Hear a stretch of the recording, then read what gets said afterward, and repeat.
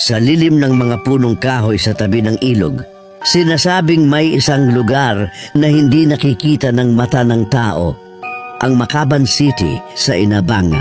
Hindi ito simpleng kwento, kundi isang sumpa.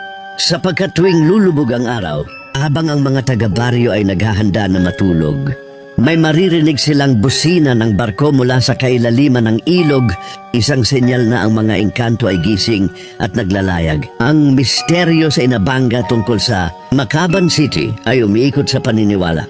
Sinasabing ang Makaban City ay isang lungsod na hindi nakikita ng ordinaryong tao. Ito ay tirahan ng mga engkanto o mga supernatural na nilalang. Ang mga engkanto ay sinasabing may hitsura ng tao, ngunit kulang sa philtrum o ang patayong uka sa gitna ng itaas na labi. Sinasabi ring ang Makaban ay isang portal patungo sa kaharian ng mga engkanto. Ang pangalan nito ay nagmula sa salitang lokal na kaban na nangangahulugang treasure chest. Sinasabing noong unang panahon, may mga kwento ng pakikipag-ugnayan ng mga taga Makaban City sa mga tao sa Inabanga. Halimbawa, may mga pamilyang humihiram ng mga gamit para sa kasalan at iniiwan lamang ang kanilang listahan malapit sa kuweba at kinabukasan ay naroon na ang kagamitan. Ang misteryo ay lalong lumalim nang may isang pamilya na hindi nagbalik ng mga hiniram nila, na ikinagalit ang mga engkanto at ang mga hiniram na gamit ay naging abo. Mula noon, pinaniniwala ang tumigil na ang mga engkanto sa pagpapahiram. Ang isa sa pinakakakaiba at kinikilalang aspeto ng misteryo ay ang mga liham o sulat na natatanggap ng isang pamilya sa Inabanga, ang pamilya Aparicio, na may address na Ciudad de Makaban o City of Makaban.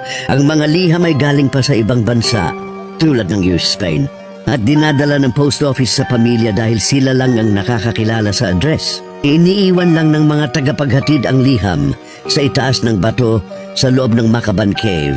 At ito ay misteryosong naglalaho. Ipinapahiwatig ng mga liham na ito na nagpapatuloy ang negosyo ng siyudad sa labas ng mundo. Hanggang na ngayon, may mga lokal na nagsasabing naririnig nila ang busina ng barko o foghorn of a ship, na sinasabing galing sa MS Segunda, isang barkong puno raw ng kakao at prutas na ini-export sa Amerika. Nararamdaman din ng mga residente sa tabi ng ilog na para bang may malaking bangka na dumaraan dahil sa biglang malalaking alon o big waves na iniuugnay din sa Makaban City. Ang misteryo ng Makaban City ay nananatiling buhay sa kultura at kwentong bayan ng Inabanga, Bohol, bilang isang paalala na may mga lugar na may sariling mundo at nilalang na nagpapakita ng sinaunang paniniwala ng mga Pilipino sa mga di nakikitang kaharian or otherworldly realm. Kung nais mo ang mga ganitong kwento, halika at magsubaybay para sa kwentong hiwaga, alamat at kababalaghan.